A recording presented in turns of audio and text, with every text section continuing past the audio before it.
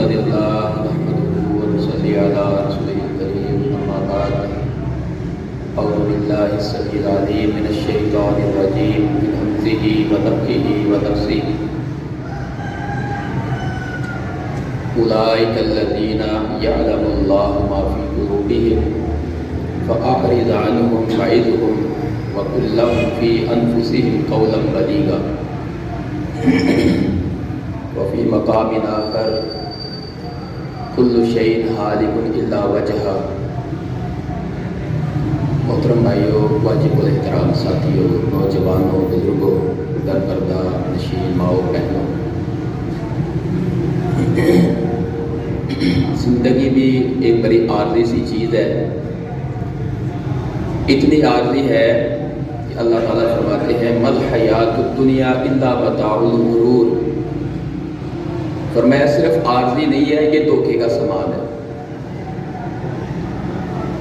اس کی دھوکے کی مثالیں تو بہت زیادہ ہے. ایک مثال آپ کے سامنے رکھتا ہوں.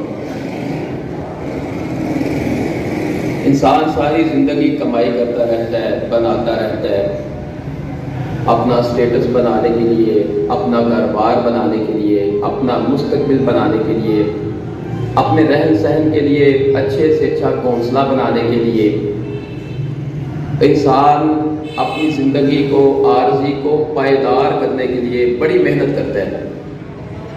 لیکن جس دنیا کے لیے انسان محنت کر رہا ہے، جس اولاد کے لیے انسان دن رات جتن متن کر رہا ہے، جس دنیا کے حصول کے لیے، مستقبل کے بنانے کے لیے انسان انتھک کاوشیں کر رہا ہے، وہ دنیا یہ ہے کہ اس کو اگلی سانس کا بھی بھروسہ نہیں ہے. 10 20 30 40 50 سال کی امیدیں لگائے بیٹھا ہے اور اپنے بچوں سے کہتا ہے، ابھی بچہ چھوٹا سا ہے تو کہتا ہے پتر جدو اسی بڈھے ہو جاواں گے تو تسی پتر ساڈے نال کیندا سلوک کرو گے. تو محترم بھائیوں، اتنی لمبی امید ہے کہ جدو اسی بڈھے ہو جاواں گے تو بھروسہ تو ایک سانس کا بھی نہیں ہے کہ پتہ نہیں اگلا سانس وہیں پہ لینا بھی، کھڑا ہونا بھی نصیب ہونا ہے کہ نہیں. یہ دنیا ایک دھوکے کا سامان ہے کہ جس دنیا کے ساتھ انسان اتنی وفاداری کرتا ہے، اس کو وقت دیتا ہے، اس کو اپنی جوانی دیتا ہے، اس کو اپنا خون پسینہ دیتا ہے، اس کو اپنا مستقبل تک اس کے حوالے کر دیتا ہے، اور وہ دنیا جو ہے وہ انتہائی بے وفا ہے، اس کا ساتھ ہی نہیں دیتی. وہی دولت، وہی اولاد، وہی گھر بار، وہی مستقبل انسان کا وہیں پہ پڑا ہوتا ہے تو انسان اگلے سفر کا راہی بن جاتا ہے. تو اس لیے اللہ تعالیٰ نے قرآن مجید میں فرمایا مل حیات الدنیا الا متاع الغرور. دنیا ایک دھوکے کا سامان ہے، اور کہنے والا نہ آپ ہے، نہ میں ہوں، نہ کوئی بڑا ہے، نہ کوئی چھوٹا ہے، نہ پہلی مخلوقوں میں سے ہے، نہ موجودہ میں سے ہے. کہنے والا اللہ تعالیٰ ہے کہ دنیا دھوکے کا سامان ہے. آگے اللہ نے فرمایا لَتُبْلَوُنَّ فِي أَمْوَالِكُمْ وَأَنفُسِكُمْ. اللہ تمہیں آزماتا ہے، تمہیں مال دے کر آزماتا ہے، تمہیں جان دے کر آزماتا ہے، تمہیں توانائیاں دے کر آزماتا ہے، تمہیں صلاحیتیں دے کر آزماتا ہے، تمہیں اللہ وقت دے کر آزماتا ہے. اللہ تعالیٰ تمہیں قوتیں دے کر آزماتا ہے، بینائی دے کر بھی آزماتا ہے، بینائی چھین کر بھی آزماتا ہے، قوت شنوائی کانوں کی سماعت دے کر بھی اللہ آزماتا ہے، اور اس کو سلب کرنے کے بعد بھی اللہ تعالیٰ پھر آزماتا ہے. اسی چہرے پر اللہ مسکراہٹیں لا کر بھی اپنے بندے کو آزماتا ہے، اور اسی چہرے کے اوپر اللہ آنسو لا کر بھی اپنے بندوں کو آزماتا ہے. اللہ غربت دے کر بھی آزماتا ہے، اللہ امارتیں دے کر بھی آزماتا ہے. اللہ ہر چیز دے کر، نعمتیں دے کر بھی، بیماریاں دے کر بھی، صحت دے کر بھی، اللہ انسان کو فراوانیاں دے کر بھی، اور تونگر بنا کر بھی، اور گداگر بنا کر بھی اللہ ہر انداز میں اپنے بندوں کو آزماتا ہے. اور آزمانے کے بعد اللہ تعالیٰ کہتے ہیں میرا مقصد یہ ہے کہ میرے بندوں کو میں نے جنت دینی ہے. ان کے ایمان کا لیول کیسا ہے؟ مرنے کے بعد دو ہی فیصلے، صرف دو ہی چیزیں، یا جنت ہے یا جہنم ہے. اب اس کے لیے ہماری صلاحیتیں کیا ہے، اس کے لیے ہماری صبح و شام کیا ہے، اس کے لیے ہماری محنتیں کیا ہیں. جو مستقبل ہمارا اصل ہے، جو ہمارا دیر پا ٹائم ہے، جو ہمارا دوام ہے، جو ہماری ہمیشہ والی زندگی ہے، جو ہم مانتے بھی ہیں، آخرت پر ایمان بھی ہے، لیکن اس کے لیے ہماری تیاری نہیں ہے. اللہ تعالیٰ کہتے ہیں میں نے تمہیں صرف پیدا ہی اس لیے کیا ہے کہ میں تمہیں لنبلوکم ایکم احسن عملا، میں تمہیں آزما رہا ہوں کہ تم میں سے اچھے کام کرنے والے کون ہیں۔ اور اللہ تعالیٰ نے فرمایا کہ فمن زحزح، جو جہنم سے بچا لیا گیا، وادخل الجنہ، اور جنت میں داخل کر دیا گیا، فقد فاز، یہ لوگ کامیاب۔ جو جہنم سے بچ گئے اور جنت کا جن کو داخلہ مل گیا، اور جنت کا داخلہ کوئی آسان سی بات نہیں، جنت سستی نہیں ہے کہ ہم زبان سے کہیں جنت مل جائے تو ہمیں جنت مل جائے۔ جنت اتنی کوئی سستی چیز نہیں ہے۔ دنیا میں ہم ساری زندگی مانگتے رہتے ہیں، محنتیں کرتے رہتے ہیں، لیکن وہ دنیا جس کو اللہ کے نبی صلی اللہ علیہ وسلم میں الدنیا ملعونہ، دنیا لعنت ہے، اس دنیا کے حصول کے لیے ہم سب کچھ کرتے ہیں، لیکن سب کچھ کرنے کے باوجود بھی جوانیاں گزر جاتی ہیں، توانائیاں ختم ہو جاتی ہیں، انسان کی قوتیں جو ہیں وہ لاغر ہو جاتی ہیں، لیکن اتنا کچھ کرنے کے باوجود بھی دنیا نہیں ملتی خواہشوں کے مطابق، وہ تو پھر جنت ہے۔ تو جنت کو ہم کہیں اللہ جنت دے دے گا تو جنت مل جائے گی؟ جنت وہ چیز نہیں کہ کہنے سے مل جائے گی، جنت کے لیے محنت کرنی پڑے گی، جنت کے لیے اپنا سکون چھوڑنا پڑے گا، جنت کے لیے دنیا کی مشقتوں کو برداشت کرنا پڑے گا اور مشقتوں کو اٹھانے کی عادت ڈالنی پڑے گی۔ نبی اکرم صلی اللہ علیہ وسلم نے بھی فرمایا کہ جو رات کو، ایک حدیث میں آتا ہے، جو صبح کو سفر پہ نکل پڑا فقط بلغ المنزل، اس نے منزل کو پا لیا۔ جو رات کو نکل پڑا یا صبح نکل پڑا فقط بلغ المنزل، اس نے منزل کو پا لیا۔ اب ہم دنیا کے مسافر ہیں، ہم دنیا کا سفر کر رہے ہیں، اگر ہم نے سفر میں اپنے آپ کو تھکا کے بٹھا دیا یا دنیا میں سکون کرنے کے لیے بیٹھ گئے تو یہاں پر تو بیٹھنا بھی نہیں ہے، بیٹھوں کو بھی موت آ جانی ہے۔ جو سفر میں جاری و ساری ہیں، محنتیں کر رہے ہیں، کام کر رہے ہیں، آخرت کی تیاریاں کر رہے ہیں، جن کا سفر جاری ساری ہے آخرت کے لیے، موت ان کو بھی آنی ہے۔ اور جو دنیا کے لیے معاملے کر رہے ہیں اور آخرت کے سفر کو چھوڑ کے دنیا کے لیے بیٹھے ہوئے ہیں، موت ان کو بھی آنی ہے۔ لیکن اللہ کے نبی صلی اللہ علیہ وسلم نے فرق بیان کیا ہے، جو صبح نکل پڑا یا رات کو نکل پڑا اور اپنا سفر اس نے جاری رکھا، فرمایا فقط بلغ المنزل، اس نے منزل کو پا لیا۔ آگے نبی صلی اللہ علیہ وسلم نے فرمایا لوگو الا، خبردار، ان سلعۃ اللہ الجنہ، اللہ کا سودا جنت ہے۔ الا ان سلعۃ اللہ الغالیہ، لوگو اللہ کا سودا سستا نہیں ہے، بڑا مہنگا ہے۔ اس کے لیے خون دینا پڑے گا، اس کے لیے مال دینا پڑے گا، اس کے لیے اولادیں بھی قربان کرنی پڑے گی، اس کے لیے اپنا مستقبل تک قربان کرنا پڑے گا، اس کے لیے اپنی نسلیں قربان کرنی پڑے گی، اس کے لیے اپنا حسن جمال قربان کرنا پڑے گا، تب جا کے پھر جنتیں ملے گی، اللہ کا دیدار ملے گا، جنتوں کا سکون ملے گا، جس میں کوئی مشقت نہیں ہے، کوئی تھکاوٹ نہیں ہے، کوئی وہاں پر ایسا کوئی معاملہ ہی نہیں کہ انسان کو چور چور کر دے، انسان کو تھکا دے۔ وہاں پر انسان کے لیے معاملہ کیا ہے؟ وَلَكُمْ فِيهَا مَا تَشْتَهِي أَنفُسُكُمْ، انسان کے جی میں ابھی خواہش آئے گی، ہر چیز کھانے پینے کے انسان کے آگے آ جائے گی، وہاں پر یہ معاملہ ہوگا۔ ہم نے اس مستقبل کے لیے کچھ کیا کیا ہے، اس سفر کے لیے کیا کیا ہے، جبکہ ہماری زندگی برف کی طرح پگھلتی جا رہی ہے۔ آپ نے دیکھا ہوگا وہاں پر برف کے بڑے بڑے گولے پڑے ہوتے ہیں، اگر وہ برف کا گولا وہیں پہ پڑا رہے تو وہ پگھلتا پگھلتا پگھلتا پگھلتا پانی کی شکل اختیار کر جاتا ہے۔ اب یہ چیز کہ برف کے گولے کا پگھلنا کس کے لیے نقصان دہ ہے؟ انویسٹ کرنے والے کے لیے، دکاندار کے لیے۔ اب اس نے خسارہ پایا۔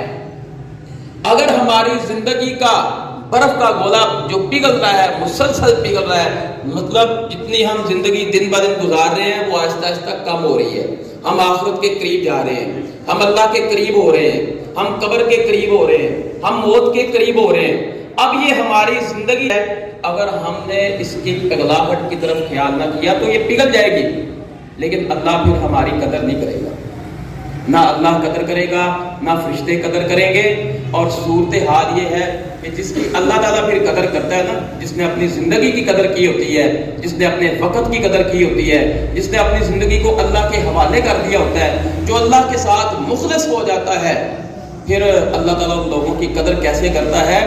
اللہ کے نبی صلی اللہ علیہ وسلم نے فرمایا جب ایک مومن کو موت آتی ہے نا، موت آتی ہے تو اللہ کے فرشتے اس کے پاس بڑے خوبصورت چہرے لے کر آتے ہیں، بڑے خوبصورت، فرمایا سورج سے بھی زیادہ روشن ہوتے ہیں اور سورج سے بھی زیادہ خوبصورت ان کے چہرے ہوتے ہیں، اور ان کے ہاتھوں کے اندر خوشبودار رومال ہوتے ہیں جس کے اندر جنت کی خوشبوئیں مہک رہی ہوتی ہے۔ اور اللہ کے نبی صلی اللہ علیہ وسلم میں پورے فرشتوں کی ایک جماعت آتی ہے، پورے فرشتوں کی ایک جماعت آتی ہے، مومن کے پاس آ کر بیٹھ جاتے ہیں، کچھ فرشتے پیچھے بیٹھ جاتے ہیں، ایک وہ فرشتہ جس نے روح نکالنی ہوتی ہے وہ مومن کے پاس آ کر کہتا ہے ارجعی، اپنی روح کو ہمارے حوالے کرو، اور فرمایا کہ وہ مومن خوشی کے ساتھ مسکراتے ہوئے اپنی روح ان کے حوالے کر دیتا ہے، اور فرمایا مومن کی روح اس کے جسم سے ایسے نکلتی ہے جیسے مشکلے کے اندر سے آرام سے سرکتا ہوا پانی نکلتا ہے۔ فرمایا ایسے مومن کے جسم سے روح نکلتی ہے، فرشتے اس روح کو پکڑتے ہیں، خوشبودار رومال کے اندر لپیٹتے ہیں، اور سارے فرشتے اکٹھے ہو کر جب آسمانوں کی طرف چڑھتے ہیں تو فرمایا کہ مومن کی روح کی خوشبوئیں پورے آسمانوں میں پھیل چکی ہوتی ہیں، مومن کی روح کی خوشبو پورے آسمان میں پھیل چکی ہوتی ہے، ہواؤں میں، فضاؤں میں، خلاؤں میں خوشبوئیں ہوتی ہیں۔ کیوں ہوتی ہے؟ کہ اس نے دنیا کے اندر اپنی روح کو خوشبودار بنایا تھا، اس نے اپنی زندگی کو معطر کیا تھا، اس نے اپنی زندگی کو مصیبتوں میں ڈال کے زندگی کو ایک خوبصورت انداز میں گزارا تھا، اس کی زندگی اللہ نے دنیا کے اندر ہی خوشبودار بنا دی تھی۔ اب یہ جہاں سے بھی گزرتی ہے خوشبوئیں چھوڑتی ہوئی جا رہی ہے۔ تو جب نبی اکرم صلی اللہ علیہ وسلم نے فرمایا اس کی روح پر چڑھتی ہے، فرشتے سلامیاں کرتے ہیں، فرمایا پہلے آسمان کا دروازہ کھولا جاتا ہے، پوچھا جاتا ہے کون ہے؟ فرمایا فلاں کی روح ہے۔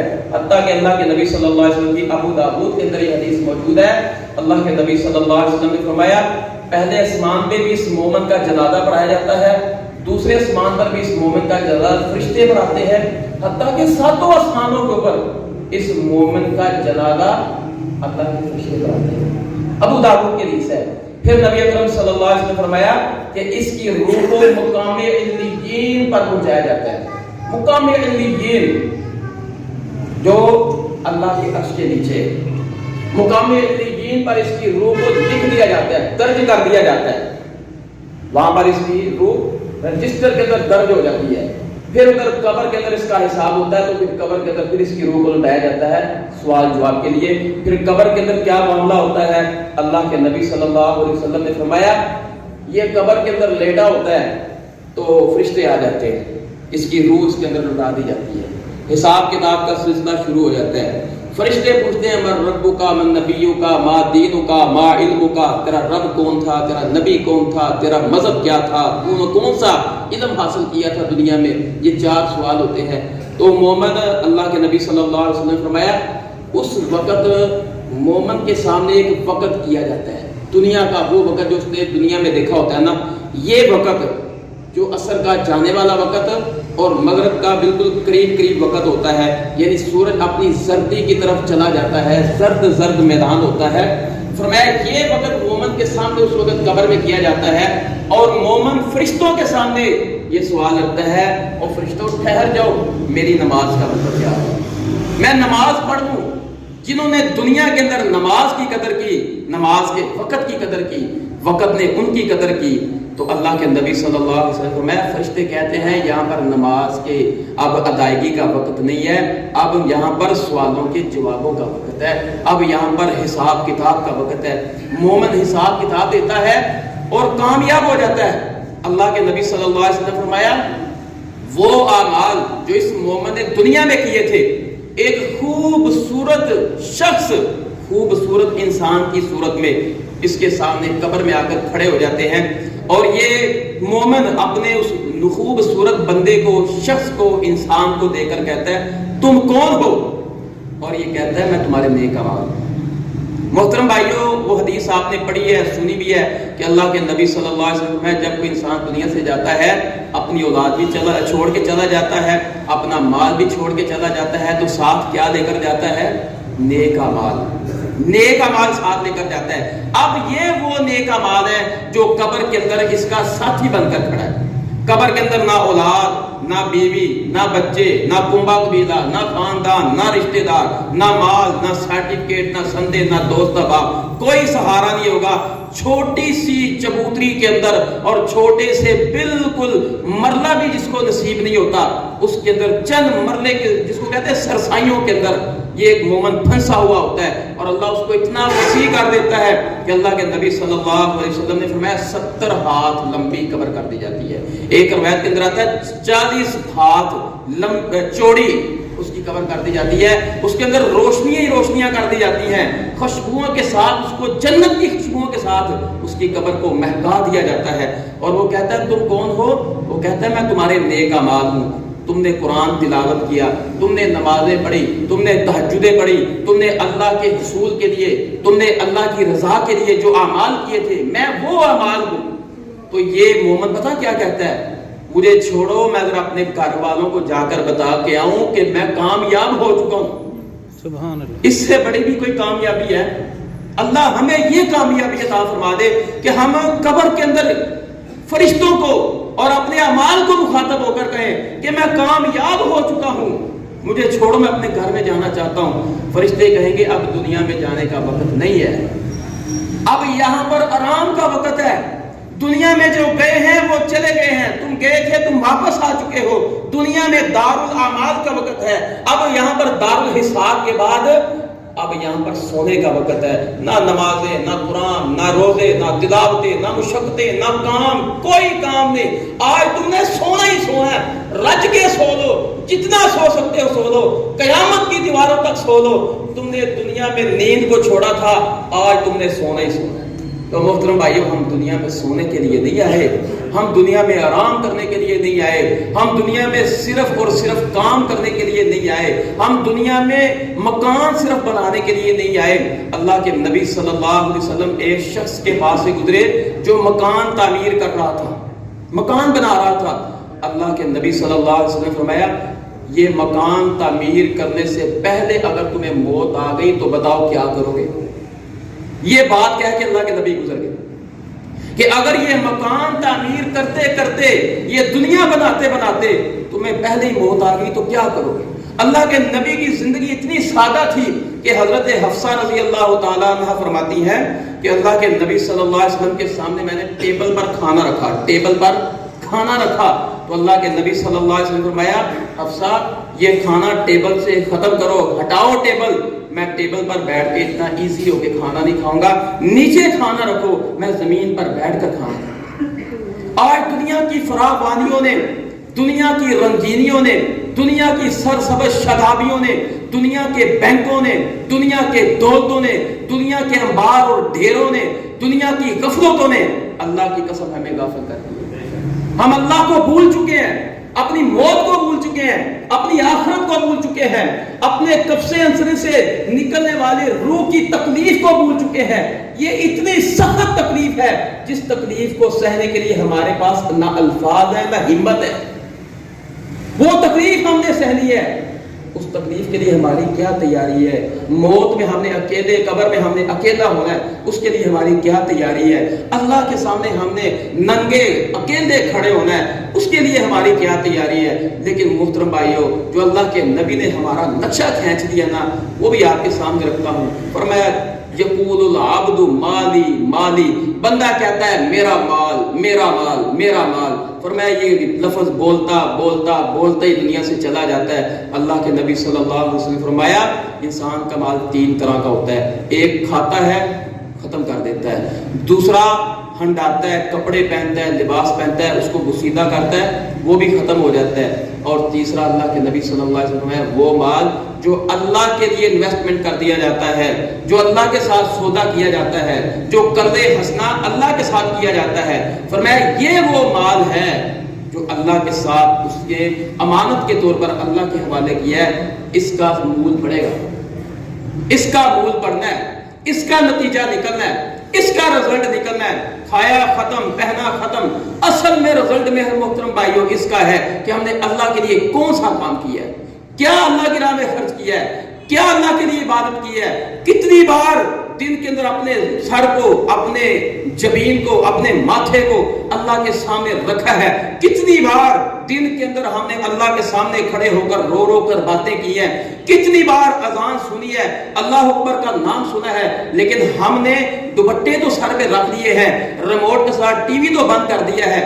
یہ کام اذان سن کے کر لیے ہے، اذان کا احترام کیا ہے، نماز کا احترام نہیں کیا۔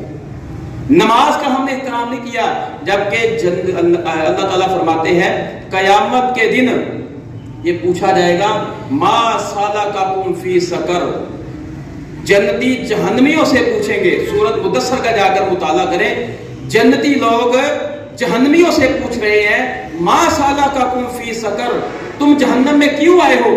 تو کہیں گے لم نکو من المصلین، ہم نماز نہیں پڑھتے تھے۔ یہ روزمرہ زندگی کے اندر پتہ نہیں ہم نے کتنی مرتبہ یہ نصیحتیں سن لی ہیں، لیکن ہماری زندگیوں کے اندر تبدیلیاں نہیں آ رہی۔ وجہ کیا ہے؟ اقترب للناس حسابهم وهم فی غفلہ۔ اے لوگو، تمہارا حساب بالکل قریب ہے اور تم غفلت کے اندر، وهم فی غفلۃ معرضون، تم آخرت سے منہ پھیرے ہوئے ہو، غفلت کے اندر ہو۔ تو محترم بھائیو، یہ دنیا ایک ہمارے پاس، زندگی ایک ہمارے پاس امانت ہے۔ آئیں اللہ کے ساتھ تہیا کر لیں، اللہ کے ساتھ بڑے نرم دل کے ساتھ اور بڑے عزم کے ساتھ اللہ کے ساتھ یہ عزم کر لیں کہ ہم نے اس زندگی کو، اس سانس کو، ان اوقات کو اگر گزارنا ہے تو اللہ کے لیے مخلص ہو کر گزارنا ہے۔ اپنی زندگی کا محاسبہ کر لو، حاسبو قبل ان تحاسبو، موتو قبل ان تموتو، مرنے سے پہلے دنیا میں مر جاؤ، پھر تمہارے مرنے کے بعد تمہاری قدر ہوگی۔ حاسبو قبل ان تحاسبو، اپنا قیامت کے دن محاسبہ ہونے سے پہلے دنیا میں محاسبہ کر لو۔ روز اپنے آپ کو چیک کرو، روز اپنا آڈٹ کرو، روز اپنے آپ کو دیکھو، ہر منٹ پہ، ہر لمحے پہ اپنے آپ کو تبدیل کرنے کی کوشش کرو۔ اللہ کی قسم، جو شخص اپنے آپ کو بدلتا ہے اللہ اس کو بدلتا ہے، جو اپنے آپ کو نہیں بدلتا اللہ اس کے ساتھ کوئی تعاون نہیں کرتا۔ کل نفس ذائقۃ الموت، ہر انسان نے دنیا سے جانا ہے، موت کا ذائقہ چکھنا ہے۔ یقیناً والدین کی موت بہت بڑا صدمہ ہے۔ میں سمجھتا ہوں اولاد کے لیے والدین سے بڑھ کے کوئی صدمہ نہیں، اور والدین کے لیے اولاد سے بڑھ کے کوئی صدمہ نہیں۔ ہمارے حاجی محترم نظر صاحب نے چند مہینے قبل ایک صدمہ دیکھا اسی گھر کے اندر، ہمارے حاجی منیر صاحب رحمۃ اللہ علیہ کا بہت بڑا صدمہ تھا باپ کے لیے، اور پھر اس کے بعد اولاد نے پھر اپنے باپ کا صدمہ دیکھا، یہ اولاد کے لیے بہت بڑا صدمہ ہے۔ تو محترم بھائیوں، یہ صدمے ہم سب نے دیکھنے ہیں، یہ صدمے ہم سب نے دیکھنے ہیں۔ اولاد والوں نے اپنے والدین کا یہ صدمہ دیکھنا ہے، والدین نے اپنی اولادوں کا صدمہ دیکھنا ہے، تو ہم نے اس کے اندر دل برداشتہ نہیں ہونا، صبر کے پیمانے کو نہیں چھوڑنا، صبر کرنا ہے، صبر کی تلقین کرنی ہے۔ یہ مصیبتیں دنیا میں ہیں، بس ان کو برداشت کرنا ہے، حوصلے رکھنے ہیں، اپنے اعصاب مضبوط رکھنے ہیں، دنیا کے ساتھ چلنا ہے، مصیبتوں کے ساتھ ٹکر لے کر چلنا ہے، مصیبتوں کے سامنے اپنے آپ کو سلنڈر نہیں کرنا، اپنے آپ کو تھکانا نہیں، تھکنے نہیں دینا، اپنے آپ کو مضبوط رکھنا ہے، اور دنیا کے ساتھ یہ کمپرومائز کر کے چلنا ہے کہ مرنے کے دن تک ہمارے ساتھ مصیبتیں ہیں، مرنے کے آخری دن تک ہمارے ساتھ مصیبتیں ہیں۔ ہم نے مصیبتوں کے ساتھ لڑنا ہے، ہم نے مصیبتوں کے ساتھ جنگ کرنی ہے، ہم نے اپنے آپ کو سنبھال کر رکھنا ہے، اپنے ایمان کی حفاظت کرنی ہے، اپنی زندگی کی اچھے انداز میں حفاظت کرنی ہے۔ تو میں دعا کرتا ہوں کہ اللہ تعالیٰ ہمارے بزرگ حاجی نظر صاحب کی مغفرت فرمائے، اللہ تعالیٰ ہم کو جنت الفردوس میں اللہ مقام عطا فرمائے۔ 5 منٹ اور تو محترم بھائیوں، نبی اکرم صلی اللہ علیہ وسلم نے فرمایا، السلسلۃ الصحیحہ کی حدیث ہے، آپ صلی اللہ علیہ وسلم نے فرمایا کہ جب تمہیں صدمے پہنچے، تمہیں تکلیفیں پہنچے، تمہیں پریشانیاں پہنچے، تمہیں مصائب پہنچے، تو اللہ کے نبی صلی اللہ علیہ وسلم نے فرمایا میری موت کا صدمہ یاد کر لینا، تمہاری دنیا کے سارے صدموں سے بڑی صدمہ۔ اللہ کے نبی کا دنیا چھوڑ کے جنت الفردوس کے اندر جانا، دنیا سے جانا، یہ امت کے لیے سب سے بڑا صدمہ ہے، اس سے بڑا کوئی صدمہ ہے؟ اللہ کے نبی دنیا سے گئے تو اللہ کے نبی نے فرمایا اپنے والدین کے صدمے، اپنی اولادوں کے صدمے، رشتہ داروں کے صدمے، سارے صدمے ایک طرف رکھ دینا اور میری وفات کا صدمہ ایک طرف رکھ دینا. تمہاری ساری دنیا کے صدموں سے بھاری صدمہ میری وفات کا صدمہ ہے. یہ حدیث کے الفاظ ہیں، السلسلۃ الصحیحہ کے اندر یہ حدیث موجود ہے. دیکھیں اللہ کے نبی صلی اللہ علیہ وسلم نے کس طرح ایک ہمیں تسلی دی ہے، کس نے کیسے ہمارے حوصلے بلند کیے ہیں کہ صحابہ کرام تھے. اللہ کے نبی صلی اللہ علیہ وسلم کو جب دنیا سے رخصت کر کے آئے، آپ صلی اللہ علیہ وسلم کو قبر مبارک میں رکھا. صحابہ اوپر مٹی ڈال رہے ہیں، رو رہے ہیں، آنسو بہا رہے ہیں. جب صحابہ واپس آئے تو حضرت فاطمہ کہتی ہیں یا انس ان تحس التراب علی رسول اللہ. اے انس بتاؤ، حضرت فاطمہ کہہ رہی ہے، بیٹی کہہ رہی ہے، اے انس بتاؤ تم نے کیسے برداشت کر لیا کہ تم لب بھر بھر کے میرے ابا جان کے اوپر مٹی کے ڈال رہی تھی، تم نے کیسے برداشت کر لیا.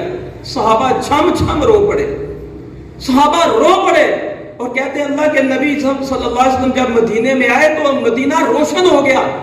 جب اللہ کے نبی دنیا سے گئے تو مدینہ اندھیرا ہی اندھیرا ہو گیا. اتنا پیار تھا ان لوگوں کو اللہ کے نبی سے، اتنی محبتیں تھیں اللہ کے نبی سے. اور اللہ کے نبی صلی اللہ علیہ وسلم کے بارے میں حضرت فاطمہ فرمایا کرتی تھی، صحیح بخاری کی حدیث ہے، حضرت فاطمہ فرماتی تھی یا ابتا عجاب ربنا، اے ابا جان اب جبریل آئے گا تو ہم جبریل کو کیا بتائیں گے، اب جبریل کس کے پاس آئے گا. یا ابتا الی جنت الفردوس ماوا، اے ابا جان آپ نے دنیا کو چھوڑ دیا اور جنت الفردوس میں ٹھکانے کر لیے. یہ حضرت فاطمہ رضی اللہ تعالیٰ عنہ ایک دیوار کے ساتھ لگ کے صدمہ ہے، تکلیف ہے. میں سمجھتا ہوں اس سے بڑی کوئی تکلیف نہیں تھی. اللہ کے نبی صلی اللہ علیہ وسلم کے صدمے سے بڑا کوئی صدمہ نہیں تھا. تو محترم بھائیوں، انہوں نے پھر صبر کر کے دکھایا، انہوں نے اپنے اعصاب کو کمزور نہیں ہونے دیا. حضرت عمر رضی اللہ تعالیٰ عنہ تھے، تلوار پکڑ لی، کہا جو یہ کہے گا کہ اللہ کے نبی دنیا سے چلے گئے ہیں میں اس کا سر قلم کر کے رکھ دوں گا، خبردار کوئی یہ لفظ بھی نہیں بولے گا اللہ کے نبی دنیا سے نہیں گئے. پریشان ہے، دکھ ہے، صدمہ ہے، یہ سننے کو لیے تیار نہیں ہے، یہ بولنے کو تیار نہیں ہے کہ اللہ کے نبی دنیا سے چلے گئے ہیں. حضرت ابو بکر رضی اللہ تعالیٰ عنہ کھڑے ہوئے تو حضرت ابو بکر نے حضرت عمر کے کندھے پہ ہاتھ رکھا اور قرآن کی تلاوت کی. ما محمد الا رسول، اللہ کے نبی صلی اللہ علیہ وسلم کے علاوہ کوئی رسول نہیں ہے، وہی اللہ کے نبی ہے. قد خلت من قبلہ الرسول، آپ سے پہلے بے شمار انبیاء گزر چکے ہیں. افئن مات، اے نبی ان کو بتاؤ اگر میرا نبی بھی وفات پا جائے، او قتلا، یا میرا نبی میدان جنگ میں شہید کر دیا جائے، انقلب علی عقبیہ، کیا تم اپنے نبی کے دین کو چھوڑ دو گے؟ کیا تم اپنے نبی کے دین کو چھوڑ کے چلے جاؤ گے؟ من ینقلب علی عقبیہ، جو نبی کے بعد دین کو چھوڑ دے گا، دین پر عمل کرنا چھوڑ دے گا، اس نے نقصان کس کا کرنا ہے؟ اپنا ہی کرنا ہے. فَلَن يَضُرَّ اللَّهَ شَيْئًا، وہ اللہ کا کچھ نہیں بگاڑے گا. حضرت عمر کہتے ہیں اللہ کی قسم جب حضرت ابو بکر نے یہ قرآن کی آیت پڑھی تو مجھے ایسے ہی لگا جیسے قرآن کی یہ آیت آج ہی نازل ہوئی ہے.